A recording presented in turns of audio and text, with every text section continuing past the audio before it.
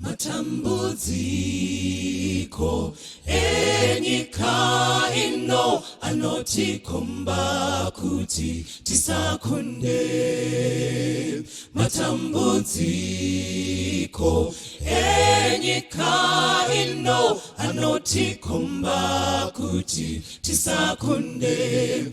Asi tichatokwira makomo emiedzo Baba kuti tisvikeko kudenga. Asi tichatokwira makomo emiedzo Baba tichagara namambo weyo nyika. Heyo nyika, heyo nyika, tichazorora, tichazonafarayo. Heyo nyika, tichagara namambo weyo nyika. Tarirai wauya nemakore denga akapfeka korona yeumambo misodzi yopukudzwa nenamo dzose dzapera tichagara namambo weyo nyika. Tarirai wauya nemakore denga akapfeka korona yeumambo misodzi yopukudzwa nenamo dzose dzapera tichagara namambo weyo nyika. Zvichirema zvingarwadze senyi Baba, zvichirema zvingarwadze senyi Baba, Shava Nesu Baba tichagara naye kuneyo nyika. Zvingahoma senyi zvorwadza senyi Baba, zvingarwadze senyi Shava Nesu Baba tichagara naye kuneyo nyika. Heyo nyika, heyo nyika, tichazorora, tichazonafarayo. Heyo nyika, heyo nyika, tichagara namambo weyo nyika.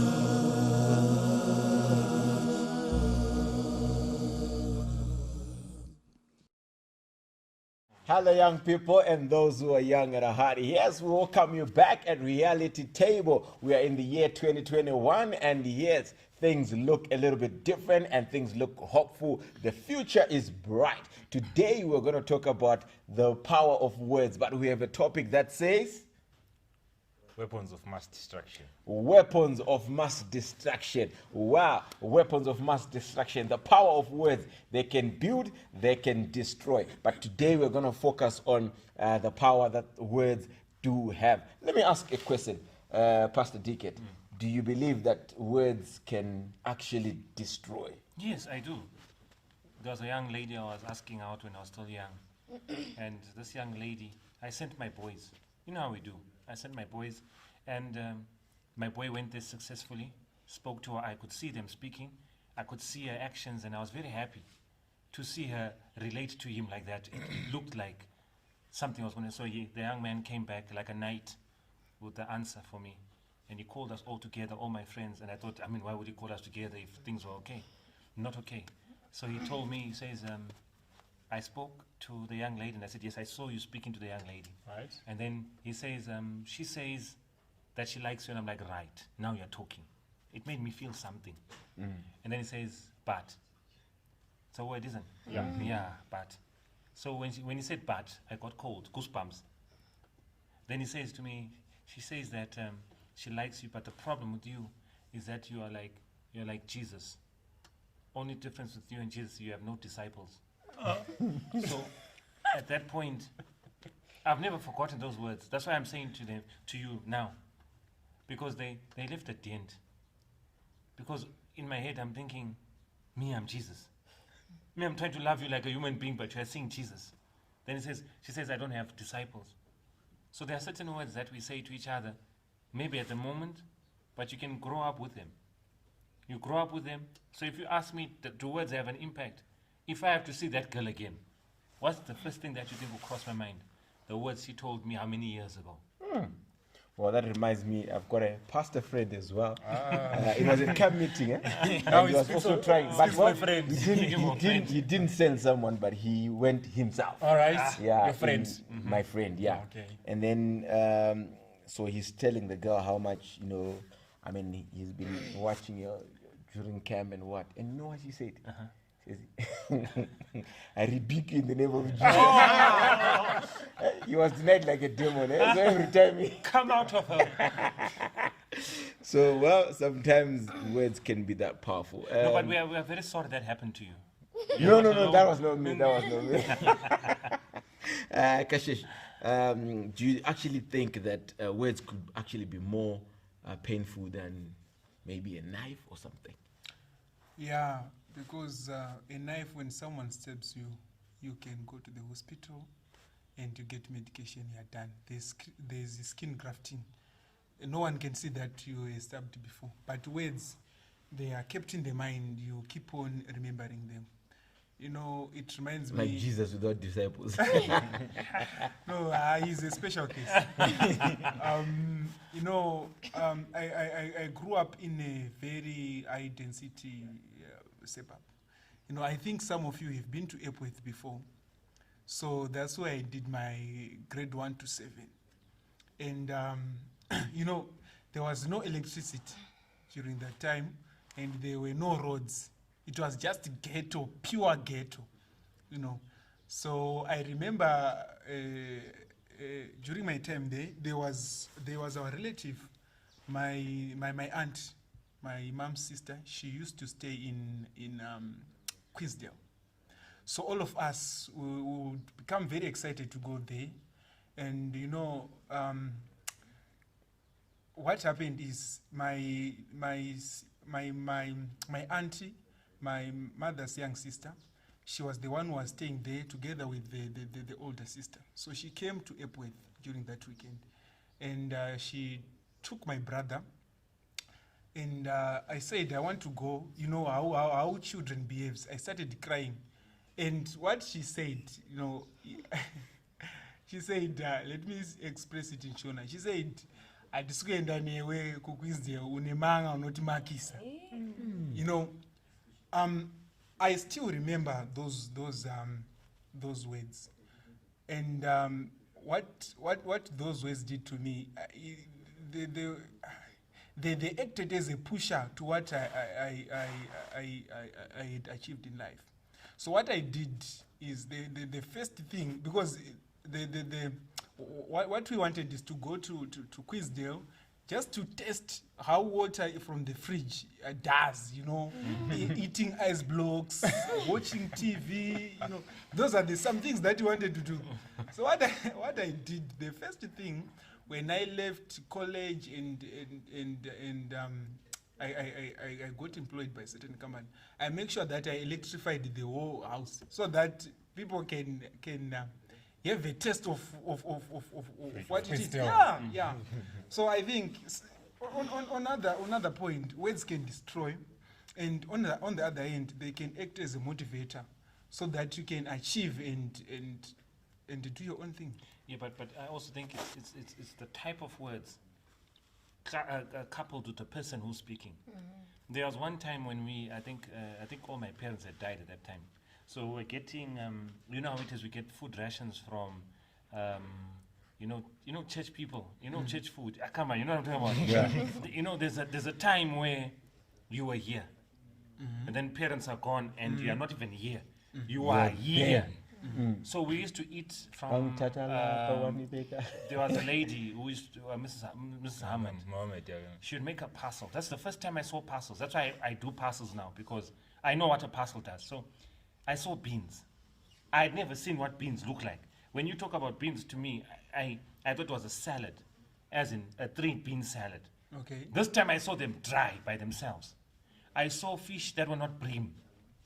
They were this size. That was the first time I seen that. And I saw mini meal, not in a mini meal packet, in a paper bag. Meaning someone put his hand in a mini meal packet and put for me. It was like a shock. And this woman wearing a green Dorcas uniform is giving these children something to eat. So I'm taking my packet. The church is full. It's a city center type of church. And everyone knows who's who, and it's embarrassing. I'm carrying my packet, and everyone knows that is donation that boy is carrying. My cousin, when we were trying to hide the stuff in his car, the words he said were, "You've got your rations for you guys who can't make it in life." You see, the problem is, at that point, yes, we needed them. So I couldn't even say, take them. I couldn't. You know why? Because you needed them. Did I feel like I couldn't make it in life? Of course. But you can't tell me that. So there were words that that we used. So things happened, and you know how it is, like you were talking about the motivating factor. And when you are at the bottom like that, you can't get any lower. So you hustle and you make sure it happens. So and until you get out of it. Now we are okay. There's no problem. Everyone owns whatever you see that I have a receipt for it. Well, someone told me that, I'm not so sure, I'm not a geologist like some of you, but they tell me that the difference between coal and diamond is the same type of rock, the same pressure.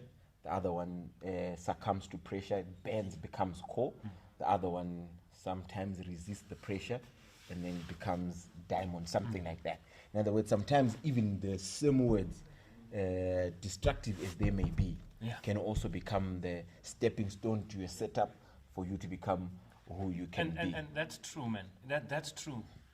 For geologically But not correct. it's a unique situation. You, like you said, you're not a geologist. Yeah, I just need- heard people say that. You need to know when to apply pressure, yeah?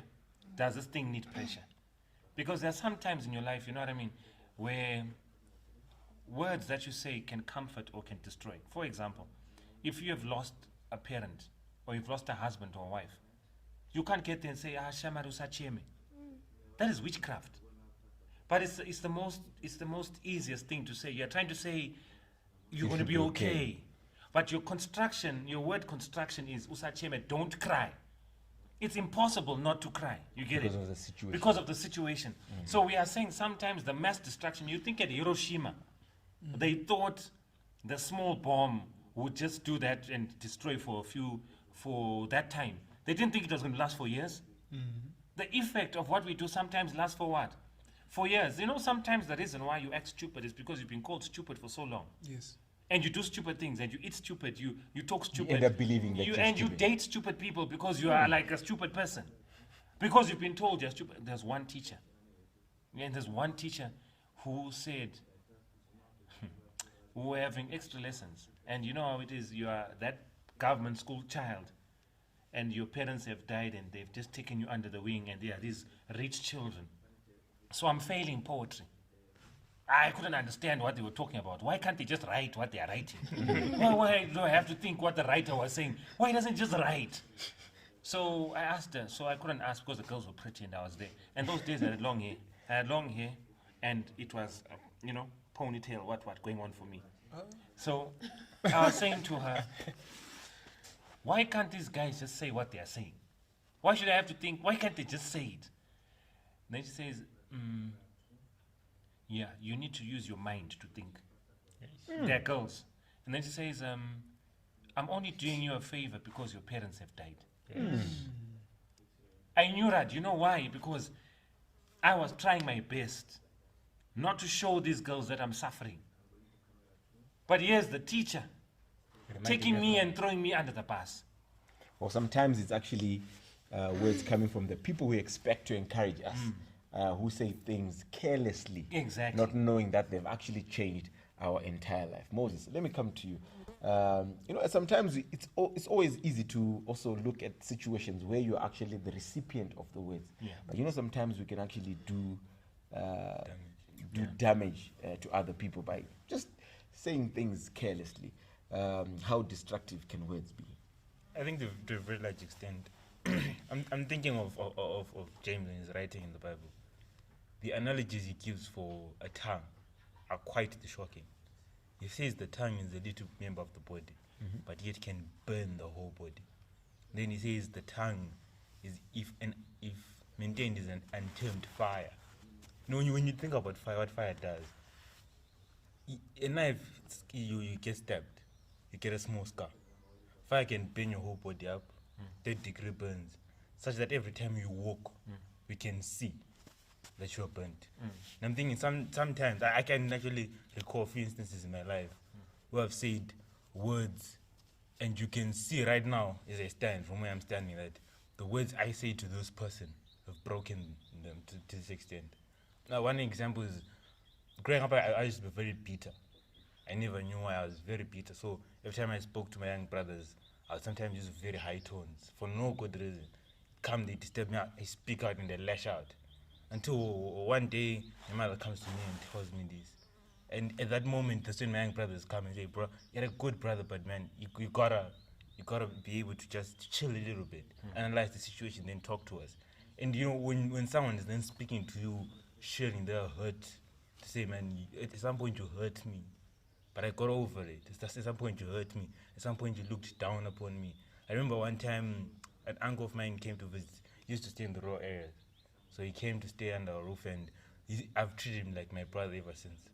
There's a time he came the first few days, and he, you know, in Shoness, I'm supposed to respect him as I respect my father. He was left alone at home, and he tells me something to do, and I refuse, and I say, wow, si baba wangu. And I never really thought about it. I'm living in the moment. He leaves me. I feel I've done my part, and I continue on what I'm doing. I think that about 6 months later, we grew really close and tight. And he goes, man, I have something to share with you if we're going to grow together. The words you said to me that day really broke me. And at some point, I thought of leaving you alone like that, letting you go carelessly. But man, you're my blood. We need to stick for each other. And I had to ask for forgiveness at that point to say, I'm sorry for it. But these are just few examples of how words can destroy someone. And to you, the giver of the words, you're saying to yourself, life is perfect, life is good. And you don't even see the effect that has on someone else. And I think something we need to know from what you just said, you know, it's hard. It's actually hard to say to someone, I need to tell you something.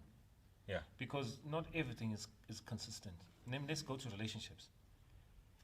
You can't break up with a girl and then say to her, I think you need to move on. It's like you break up with me, then want to prescribe to me what I need to do. And that you're not taking away the love I have for you. You know, it's like you got me so much that now, Ivan, imagine your wife coming to you and saying, I need to tell you something.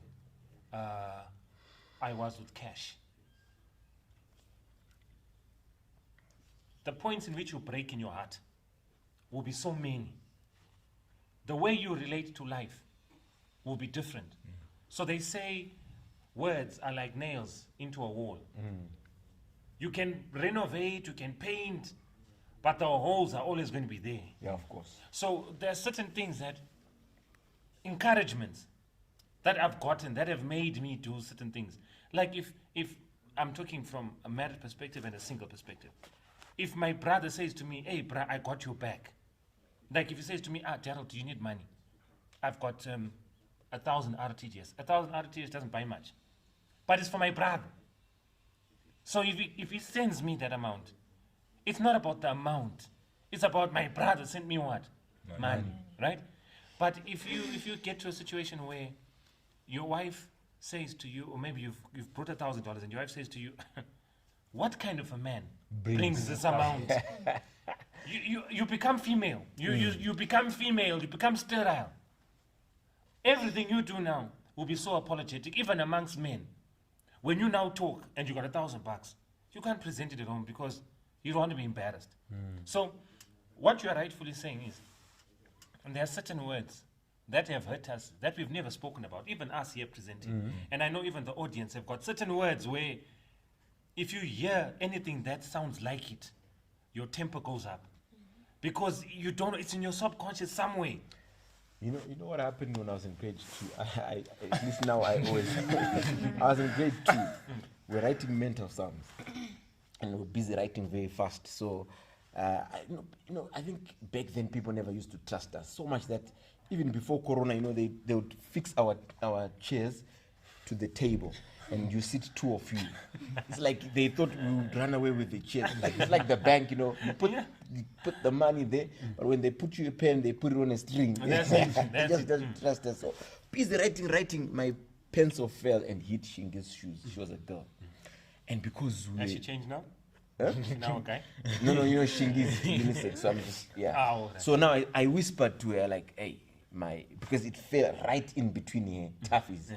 So for me to go under the table, it's a tight one now. By the toughies to pick the pencil, otherwise people go that kind of thing. So I whispered to her, I said, hey, Shingi, my pencil fell on your shoes. Please pick it for me.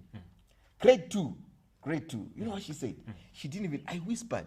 She shouted, she said, Kushiba, when I get black shoe polish. And everyone was listening. Everyone stopped the writing. And you attack for sure. So for some time, every time I saw a black shoe, I'm like thinking, am I this dark? But anyway, I'm not as dark. No, but, no one is but that I'm just dark, saying, that's how much, until my mom had to help me out of this to tell me that, hey, too much. it's now if people talk about, I even talk about my complexion, but that time, I mean, grade 2, I remember that day, I went to school with French fries and that chicken wing. We used to call it a Zimbabwe. That was my favorite part of the chicken, but it was tasteless because every time I look at a black shoe, I'm thinking, what do I look like? Exactly. I look like that. So that's how destructive words can be. Let me talk to Shannon, the power of words. I know words can be positive, but today we want to talk about how destructive can words be, either as a recipient or as a giver of the words. So I would like to take it from this point. If you're the one who's saying the words, we have these kind of people who have, what do you call this? Unhinged mouths. Uncircumcised. Yes. Unhinged. They call themselves straight talkers. I have to say whatever I have to say, no matter how you feel about it. But if you're such kind of a person, I think it's also important for you to think about the impact your words are going to have. At one point, we had a friend, my twin and I. Oh, yeah. They always speak in we. It's By the way, we're triplets. That's why we always sit. a mutual friend. So he had a weird dress sense, and people didn't really understand why he dressed like that. It's because he was really struggling to get by. He couldn't even pay his own rent. And so people came up to us and said, please tell your friends to dress proper. How would I say that to someone? How would it make them feel? So I think it's also important, if you are the one who's saying the words, to just think of the effect the words will have on someone. Someone once said, you need to step away from the mirror soon enough to check the damage that's right behind you. Yeah, that's deep. That's deep. Well, before we leave the depth of what these people speak, let me just go straight to Sammy. Go deeper. No, I actually want to say that sometimes these really destructive words, they come from people that you trust, people that you think you'd never say that. You know how sometimes it usually happens, I don't know about other people, but usually sometimes, in most cases that I've seen, it's maybe a parent, maybe a mom speaking to her daughter. But then in the heat of the moment, maybe she broke a cup. Then she says this whole group of sentences that have nothing to do with the cup. And this other cousin would always say, Mom, I would prefer it if she would really just beat me and get this done and over with.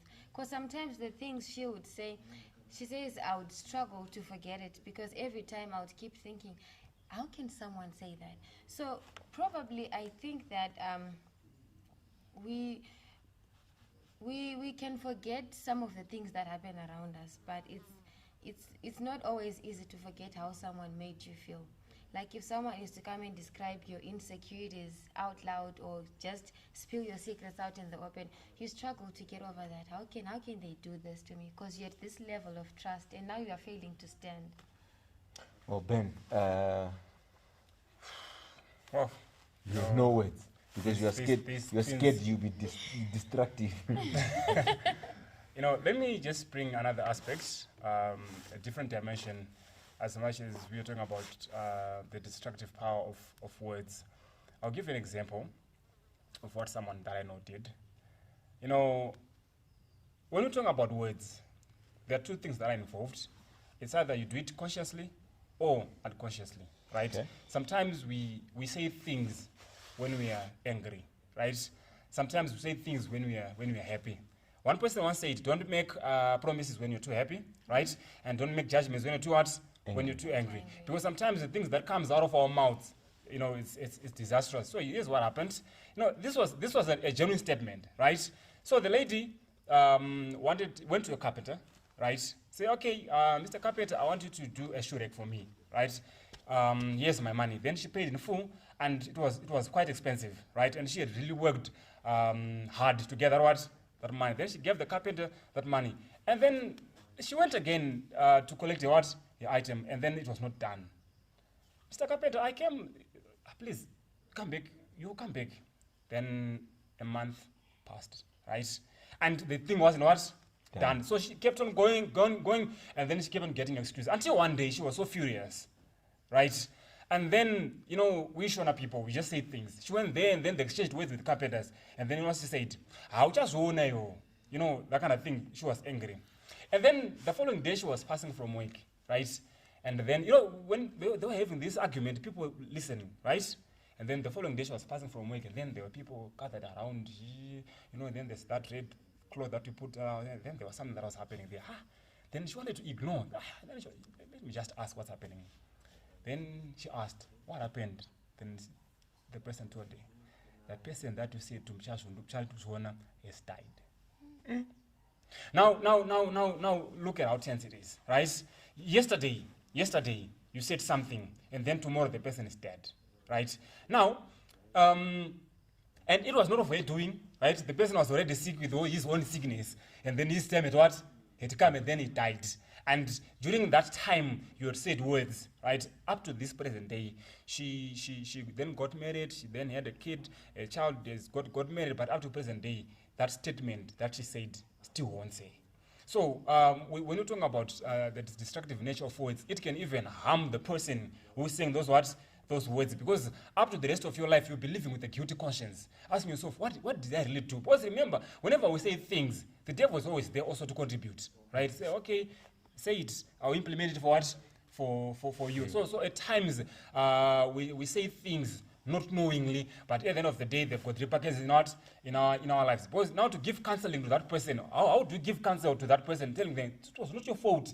But I said those words, and then look at what happened without this person. Even if you ask her today, what do you really mean by that day when you said Joshua? What exactly did you mean? She doesn't even remember. She was just angry. And then when the person died now, her statements, they haunt him up to date. So words that we say can even haunt us up the rest of our lives. Of course, the Bible says with this mouth we can bless, with this mouth we can curse. But today we are focusing on the power of words that are said careless, in hope that probably we'll speak our words carefully even as we speak. Like what everybody on this panel has said, sometimes we speak not knowing that it might affect me, it might affect the next person, the entire community for a time and times to come. So don't go away. Join us after the break as we come to conclude on how we can speak with words that are seasoned with love. And every time we speak, we ought to know that what we give back would always come back like a boomerang. God bless you as you join us in the next section.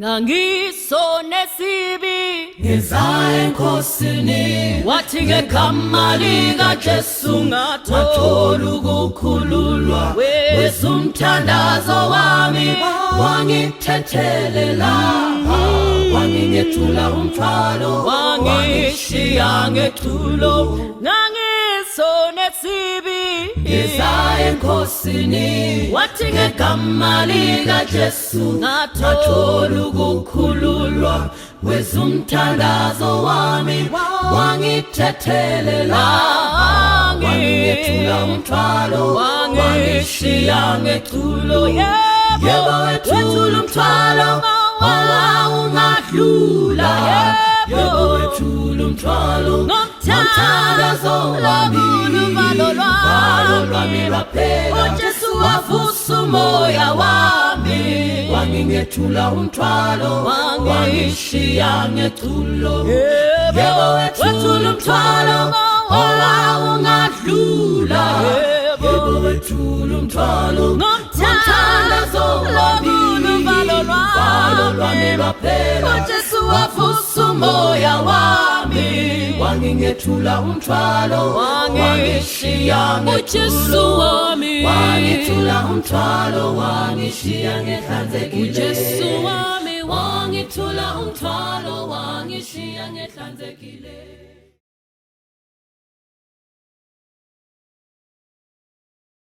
Wow, I've never ever thought of the power that words have, not only to me or the people around me, but even to the entire community.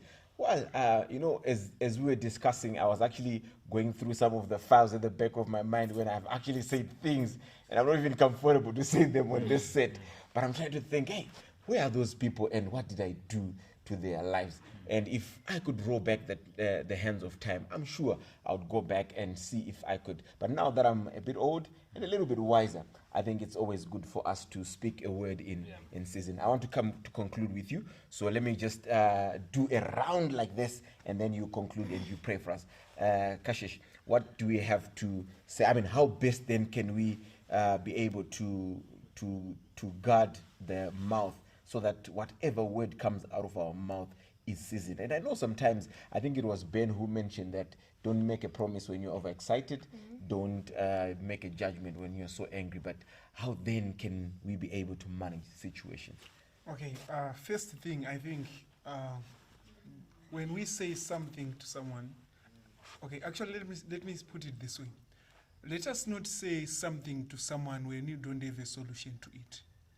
Okay. Because if we put an offer on the table and it doesn't, and do not offer a solution to it, we leave the person, we leave work for him to figure out how can he fix that. You know, let me give an example before I read the text from here.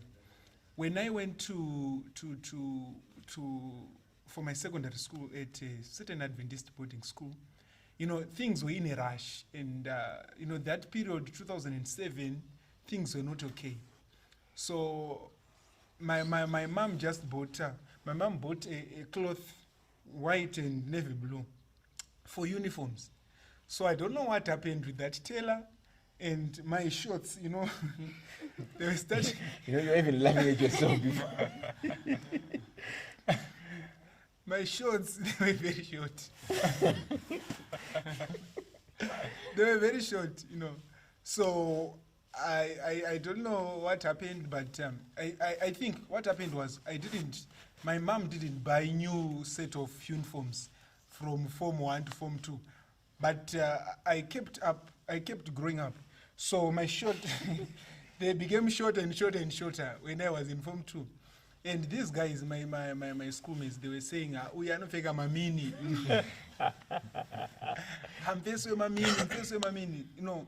Saka zvakanti bata, and I then went back home and I told them that I no longer need these shorts because they are too short for being a short. Okay. So I then went to a tailor and I said I want a shirt that starts below the knee. So I went with that big shirt to school, and I faced the trouble again with that big shirt. Why are you wearing they called it a 3/4? Yeah, it's this one is now a 3/4. It's no longer a shirt. Hey, Bermuda, what? You know. Up to today, you know, You still got that short up to today? those shorts, no, I no longer have them. But I went with them throughout Form 4. But wearing them, I then developed a stubborn mind of saying if I go with these shorts in the campus, they will always say that it's a mini short. I wear mini skirts. But what I would want to say is we can't say words when you don't offer a solution. They were just. So you are saying these guys were supposed to buy you a short? Yeah, they were supposed to buy me a short. that they know that this one is a short. Because some of us couldn't afford to go and buy in NB or Nagaj, and buy something that is proper for your age. There was another one called Macallan Bothwell. Okay, I only know those two. Okay, so then the other one, the other incident is when my mom bought me a bicycle. Make it quick time. Yes, my mom bought me a bicycle. So I was passing through a certain house, and that lady said, I was coming back from boarding school and said, "Oh, just come, and I want to greet you." Then I said to her carelessly, I said to her, ndisuburuka bhasikoro rangu munozondinokora tsoka. That lady, when I was part 2 at UZ. For those who are watching at home, kunokora tsoka means you are doing witchcraft or sorcery. Yeah. So when I was part 2, my mom came to me and she said, our neighbor next door, she said, you said that and I think that was more than 5 years back, more than 6 years. So those are some of the things that we say. Maybe the most probably we say them carelessly with an I don't care attitude. I don't know how you feel or whatever. I just say it, maybe jokingly, but the way the words reaches to someone is something else. But I want to read Proverbs chapter 21, verse 23 to my fellow viewers. It said, whosoever keepeth his mouth and his tongue, keepeth his soul from troubles. The moment we guard our tongue, we close our mouth, it will surely keep us away from troubles. No one will cry because of us. No one will kill himself or herself because of us. Let's just shut up. If we don't have something to say, let's zip our mouths and let it pass. And just do zip it. Anyway, wow. It is the same wisest man who says life and death is in the power of the tongue. Moses. Moses. I remember last week. I'm thinking to myself, when I grew up, I landed at a boys' school from Form 1 to Form 4, and at a boys' school was abused, Of course. And I remember one day we were doing technical graphics, and there was this guy at the back. I can't say his name because I think he's still alive. Well, you can say it when he's dead. Yeah. He said, so I was hanging out with a few friends of mine, and he said something, I forgot, it was ridiculous, and the guy turned back and said, when you cool is about meaning when you grow up, you'll be those guys will be sorry. We fast forward down the years. Last year, I'm the same squad of friends. We meet that guy, and now for sure he's a wind. And the guy who said those words in his head, he keeps going like, guys, what if I kissed him with my mouth? Because in the way they say umulome aloe. And he's thinking to himself, what if what I said got into him so much that he eventually decided to be a wind and forget about school? And another one is also growing up, my father had a tendency to tell us of how he used to say, oh no, ukaramba uchibhaidza somtown uchazviona kugesa mota dzevanhu vane mari. And I guess, and every time we were at school, I was strongly motivated by cars, even my young brother. And every time we looked at good cars, we were thinking to ourselves, man, if I fail, man, I'll wash this I'll wash this car. It happens, Form 4, I got back home with, I think I had 2 subjects. And on top of that, I forged my report to make a third subject. Okay. I mean, you forget to make them 3. So my parents look at my report. Just 2 minutes. So we are saying the next time you forge, make 5. So when you get into trouble, at least there's something. Written in red. So you got I got 2. You got 2 subjects. At school, I 3 left U's and a U. I left school with 2 subjects, got home with 3. Alright? And I get home and everything is fine. Right? Everything is fine. They really accept my report. With 3 subjects. Until they realize, this one here, the comment in the mark doesn't go along. Right? And my mother called like, I know the phone to call. No vunza chicha itik. And I'm thinking, okay, I'm caught now. So I then decide to spill the whole truth out. And I get into so much trouble. And my father repeats the same statement. You see these little actions, this is where you're going to land. And it hit me so hard. I remember I never had a holiday from August until I wrote. I took a chemistry textbook. It was Briggs. It was, I think, around 257 pages. I finished it in 2 weeks. Yeah. Fearing where I was going to go. And there are so many cases I could cite of words that have been used to encourage me and to break me sometimes. And I'm thinking to myself, something we haven't even addressed in our discussion. Let's not only talk words thinking about conversation between me and you, but also think about who you share what we say with. Because that also affects us. My friend shared a joke to the whole class. It was about moment. It becomes reality. Everyone else who sees that guy bears testimony to those words. And I'm thinking, sometimes we share things. Sometimes we do shady things and cover up with these big, beautiful words. But we need to make sure we know who we're sharing these words with, and what we know, what we're conscious of what we're saying at any given time. Well, if you're at home, I know you're probably going back into your X-Files. In your mind, you are thinking about the things that you probably once said, things that you once heard, and you look at the lives that it has impacted, probably on the negative, and you're probably wondering, wow, if I could have said it a little bit better. I'm coming back to you. Fine, yes, Sammy. Shannon. Hey, words can be so. I'll take back my words. Let me say, sure, but maybe just quick time. Yeah, I wanted to say, the other point that he was talking about is maybe I can say it to him, but it tends to affect someone. He says his father was saying, if you play with school, you end up washing some other people's car. But what do you think those people that are washing some other people's car feel when he's saying that if you play with school, maybe they didn't go to school because of some reasons, but they're saying if you play with school, you end up washing their car. Well, that's the reality of life. Sometimes you have to find what we normally call the point of reference. Yes, in other things to say.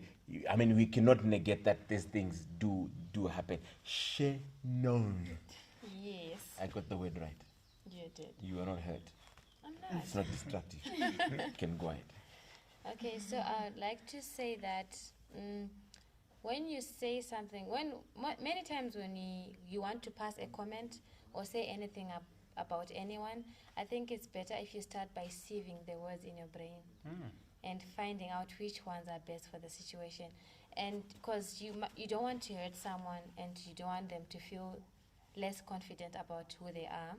And better still, you need to think about if you were the person who's listening to yourself speak, how would you feel? And then the other thing I'd like to say is passing a negative comment about you, let's say maybe your complexion, it won't make me a yellow bone. Okay. Yeah, so blowing out another person's candle won't make yours shine brighter. That's what I like to say. Wow. Beautiful words. Words of encouragement. These are the words that we're looking for, the words that build, the words that destroy and no longer fit in the vocabulary of those who are called by the name of the Master. Wow. Well, I was going to say, I've been thinking this whole time, and I just thought, I feel like the true beauty of a human being, whether male or female, it's in our ability to beautify other people's lives. With our words, with our actions. Probably, I'm not the one who has said the wrong stuff to Ben. But I am Ben's friend. You are roasting him. I'm right here laughing with you. I think it hurts Ben more. No, the example is very relevant. No, I think it hurts Ben more. It could hurt Ben what you said, but what would hurt him more is I was there. I was supposed to stand up for him, but I didn't. I had a best friend in high school.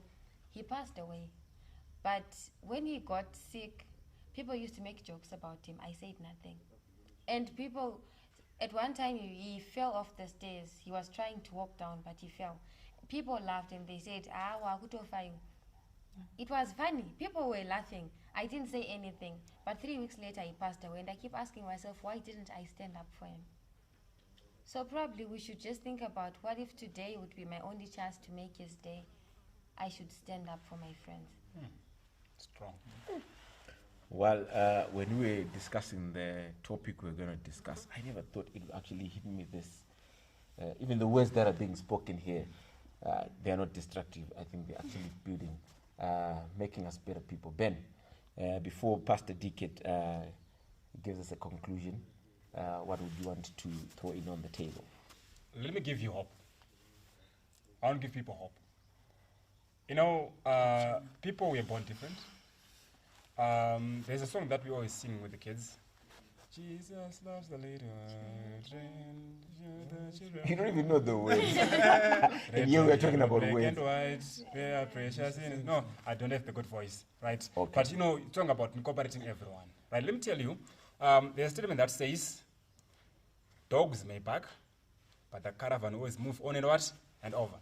What am I saying? I want to give you a practical example. People, they always wonder if I've got a problem with colors. I'm sure you've seen me. I look like I've got one suit, and all my suits, they're blue. I have a set of blue suits at home. Beat navy blue, sky blue. I want to say light something, blue, then I remember we were talking about words. So I don't want to destroy you. blue. And they're blue suits. So people are wondering, why blue? I'll tell you what happened. And this, it kind of inspired or motivated me or disturbed me at the same time, right? Because looking at a person having 5 or 7 blue suits, it doesn't all go well. It is, you know. So this is what happened when I was at school. When I was in primary school, I was a prefect. So I was wearing From last week. yeah, I've got records. Yeah, From last week, we are in season 30-something. I think half of those seasons we've known that Yes, Ben was a and head boy. this is now primary The school. 29th. Yes. All 29 have sometimes a prefect, a head boy, and then a prefect. So at primary Imagine school, what I you was would say if yeah. you had gone to Harvard.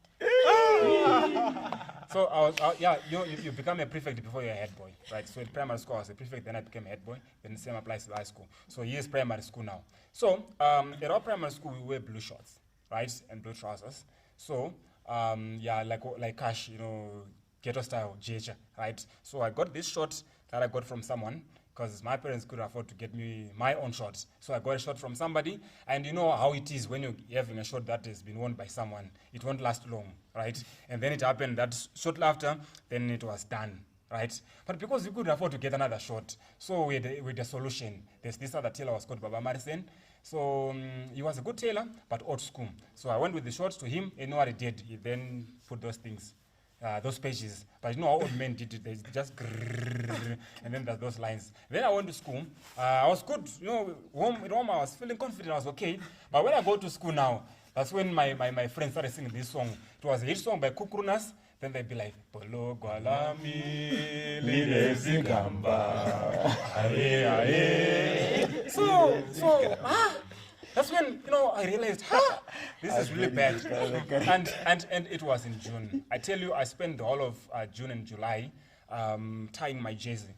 So when I'm facing this side, if only the cameras were going to stand up, I'll show you. So when I'm walking that side, right, I'll take my jersey to cover up front, right? So when my friends are behind me, I'll round the jersey to cover back. So it got to me. So when I grew up now, and then I became me, and I could afford to buy myself something, then I went to the shop, then I was like, yeah, blue, I'm going to do justice to you. Then I bought myself a blue suit. And then, you know, the other time when I went to buy another suit, I was like, a blue, I'm going to do. Then I bought another blue suit. And you know what? I keep on buying blue suits. You know, even when I touch a black suit, I was like, but black is a good color. Then I buy another blue suit. So I've got a whole pair of blue suits simply because of things that happened in the past. So as much as those words hit to me, now, you know, when you're talking about those who look into fashion and the likes, you know, it's actually a challenge, because I remember the last time we were told to go to a function wearing black suits, and I was like, suits, they're like, Ben has good suits, so you won't have a problem. They went home and they are blue suits. and somehow it really affects in such a way where people don't see it. But nevertheless, I also got inspired as a young person that this is just a life, right? Because even those guys that even laughed at me, some of them are much out of my windy and the likes, and then here I am, I'm kicking in, I'm going. So words, sometimes they kill you, and sometimes they even inspire you. Well, you said you're going to give us hope. We've got the hope. Well, we are coming to the end of our discussion, which talks about the destructive nature of words. Of course, we're not saying words are always destructive, but we can also have words which can build. But today, we just wanted to share with you to say, as you speak, as you talk, as you even in joy, in anger, make sure you have actually you said you sift the words through your mind before you speak them out. Pastor Dickett will close this session with us with words of encouragement, and after that we're going to have a prayer. I don't know about the encouragement part, but words, yes. Pastor Dickett will give us some words. Yes, because you see, I think the reason why we are getting all touched is because I think for a second here we went back where we got hurt. Each story came out the way it came out, but we all have our own fair share. Sure. You see, you are a slim guy. I was skinnier than you. Wait.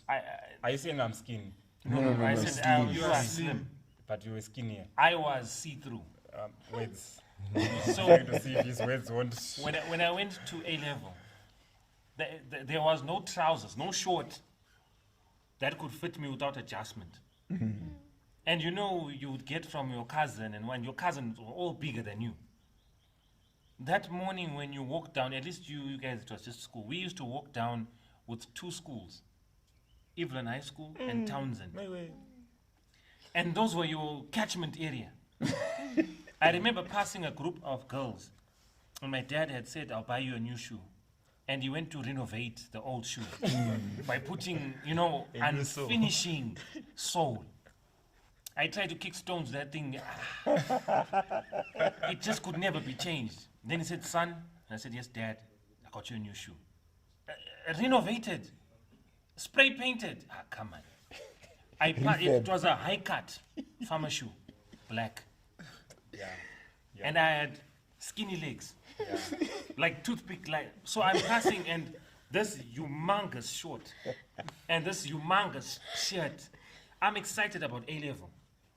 I passed this group of girls. I have never heard a resounding laugh like that. I looked like a scarecrow farmer, whatever. You get it? To me, it was a subject. I never used to go swimming. I never used to wear t-shirts. I never used to wear shorts. Because there was nothing to, in fact, you wear 4 shorts to try and have something. So, when someone spoke about weight, it was a fight. Because at school, they used to call you what? They used to say to me, if I stand in the sun long enough, they could see my heart going tuk-tuk. To such an extent that I went to stand in the sun and asked my young brother, can you see my heart? Well, I asked the wrong person. He says, even your kidneys, I can see everything. Those small things are the same things that people grow up with. If you're told you're ugly, you know how painful it is to be told you're ugly. What can you do about it? Nothing. So I'm saying, if you can't change it, and you know I can't change it, don't tell me about it. Yeah. If you can see that Ben's hairline is running away from his forehead, Recession. well, there's a recession on his. No, not now. I'm saying, Okay. don't make it an issue, because you kill the person as they progress in life. All right, and even when they get to adulthood, there are things, my guy, that you've never forgotten. Yeah, of course. There are things that you just have never forgotten. Those small things gave you a complex, such that you could have done so much better, but you became so reserved because, like all of us here, if I ask you about poverty, you used to sell airtime. Yeah. At school, university, where we should be looking for girls, guy, and we were selling airtime. So but, what do but, we? But that was also an idea. But I'm just saying. Saying no, I've got it. but I'm just saying. Of course. Compare it to the time where you had boys who just had, who were parking cars. You know, there were times where you park cars by your dormitories. They will drive to the DH. You don't really have to drive to the DH, but when they drove to the DH, you were outside and you knew it. So even washing cars, we talk about it like, I know you're going to wash cars. There were times where if you constantly heard the negative comments from people, you wouldn't even know how to wash a car. They will leave you so paralyzed that you are just existing. There are times where you need to mark. So there were words that encouraged me from the Bible. And some of those words were, away from me, workers of iniquity. I'm now talking to the devil when he's now coming to tell me what they've told me. Away from me, workers of what? Iniquity. I can do all things through Christ who does what? Gives me strength. Yes. And sometimes I don't think you have to go with your friends. Sometimes you have to be one out. Because if it came to asking girls out, Kwachiringa, and we had to put a DVD of your life asking girls out, how you married your wife, it will be a shock. How Ben in his all his accolades, everything to do with prefect and what and head boy, And master if guide. we master guide and what And SYL. all those things, how he's struggling to have a girlfriend. Well, maybe not struggling to have a girlfriend. Maybe wrong example. How with all those things, you can struggle with all those things to have a lot of things. As a pastor, how we thought when we become pastors, everyone is going to say, Baba Mfundisi. Amen. There are days where they say, Inzwaka Shamari. Or, Come here, boy. let me conclude by saying this. There was a time where you're already coming from this detailed background, where you just got so much drama and you're saying, okay, now I'm working for God now. There was a time when there was an argument. And this one guy, one elder, we didn't see eye to eye on something. And the statement that he passed was, we can fix this thing in two ways. We can fix this thing here, or we can fix this thing outside. And when I'm looking at the person, here is better. Because outside, even as I'm walking outside, I'll be finished just walking outside. Psychologically, that tells me that there are jackets that we wear. And when things get tough, your jacket comes out. Yeah. And I think that's something we need to pray for. No matter what rubbish someone has told you, they can go jump in a lake.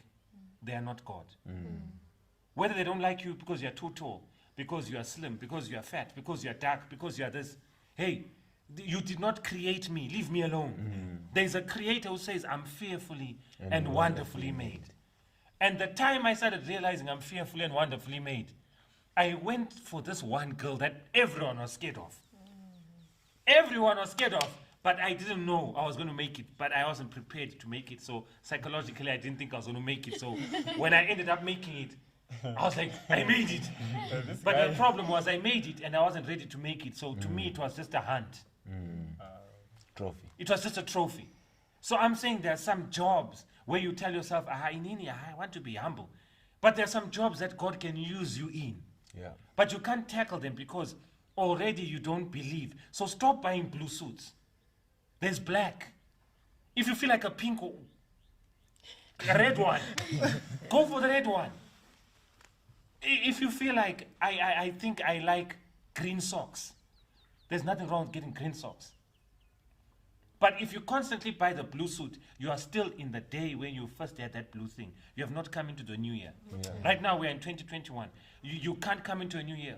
We suffered in 2020. Every one of us here. Yeah, of course. We really felt how broke we were. But if you come up with a mindset that says, guys, you know, all these guys that have money are stealing. I'm not saying be part of the thieves. I'm saying be counted. Be counted. Because if you're not counted, no matter how many times you go to church, no matter how many times you carry the Bible, if you don't believe what the word is saying to you, you are wasting time. So the point where I said, I'm fearfully and wonderfully made, taught me that God seems to love me and he chooses me. And when God chooses you, there's nothing under the sun that I can achieve. I just have to choose what I want to achieve. It's not about money now. Money will come. I'm not refusing that, but it's about me. I mustn't just exist like a dinosaur. I must leave a footprint where someone says, Daryl was here. And this is where we want to be. No matter what someone has said to you and has broken you and left you in pieces, or what they are constantly saying about you and left you in pieces, oh, you got a big head, like a pig head. What do you want me to do about the head? My daddy's got it. Or there are those with heads where... Oh, it's a family head. It's a family head. That's how the head is. And now there's this statement, sort of bang. Kurakurero. KK. Kandakul. Come on. What do you want me to do about it? Or if you've got big eyes, they call you Iris. Come on, man. Light bulb. Light bulb. What do you want me to do? Headlights. What do you want me to do about it? Before our time is gone, just conclude it. I want to conclude by saying, that same God who makes flowers, if you look at the chameleon and you look at the rabbit, two different creatures, but all of them have their responsibilities. There's nothing as painful. I'm trying not to give this example. I've been trying to avoid it, but it's on my heart now. I had a small accident this week. I reversed into a truck that wasn't there when I was coming out of the parking, but was now there when I had reversed into it. So I came out of the car, and the driver of the truck came out of the car. And we looked at each other, and he's a very short guy, and I'm a very tall guy. I'm like, so what do we do? He says, I don't know, what do we do? What do we do? The passenger in his truck came out there fuming, and he's like an oldish man. And you know, if it's an adult, it doesn't matter whether it's your parent or not, you have this respect for him. He came out and said, listen, young man, don't be intimidated by this man's English. For a second, I thought I never heard. Then he came back and said, this man's English, it doesn't mean we're not educated. He reversed into you, call the police. So I'm trying to digest, am I hearing nicely? What broke it was when he said, let this young man go back to his country. Which country? I don't know now. So at that point now, things that come out of you, isn't you grow up, mkeda. Things that are, you know, whether you're Shona or Mdere, you know, those things start coming out of you now. And you now look at this person differently, regardless of their age.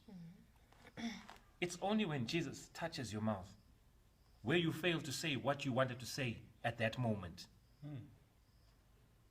You feel like you've lost when you drive away. You feel like, I'm a loser. I should have told I should have told him. But when you tell him, as old as he is, the guilt even when you're at home, you just feel like, I shouldn't have said that. I shouldn't have said that. So don't be forced to be who you are not. Sometimes there's strength in walking away where you had power to say what you wanted to say. Wow, there you have it. What a discussion. And I hope this will make your relationships across the board, whether it's your siblings, whether it's your spouse, whether it's your family, your friend, in the community, wherever you are. May the hand of Jesus touch your lips, that only the words of life might come out of that mouth. Thank you, panelists, for such a fruitful discussion. Join us next week as we have yet another discussion, which we hope will make your lives better and better as we grow. You know, as the shorts we're going shorter and shorter, may the grace, may your words be seasoned with love wherever you are. God bless you and God keep you till we meet again. God bless you. Kusi Jesu yangithanda, kusi Jesu ngiyamuthanda, kusi Jesu wangifela lapho esiphambanweni. Kusi Jesu yangithanda, kusi Jesu ngiyamuthanda, kusi Jesu wangifela lapho esiphambanweni. uJesu wami wangithula umthwalo wangishiya ngihlanzekile. uJesu wami wangithula umthwalo wangishiya ngihlanzekile. Ngizomethemba njalo ngobuya yasindlela, uzongihola Jesu angisekele ezulwini ngolanda, ngibongaphakade ungethula umthwalo wangishiya ngethulo. Ngizomethemba njalo ngobuya yasindlela, uzongihola Jesu angisekele ezulwini ngolanda, ngibonga phakade wangishiya ngethulo yebo wethula umthwalo owawungadlula yebo wethula umthwalo ngomthandazo wami uvalo lwami lwaphela uJesu wavusa umoya wami wangethula umthwalo wangishiya ngethulo yebo wethula umthwalo owawungadlula yebo wethula umthwalo womthandazo wami uvalo lwami lwaphela Jesu wavusa umoya wami wangethula umthwalo wangishiya ngethulo yebo wethula umthwalo owawungadlula yebo wethula umthwalo womthandazo wami uvalo lwami lwaphela Jesu wavusa umoya wami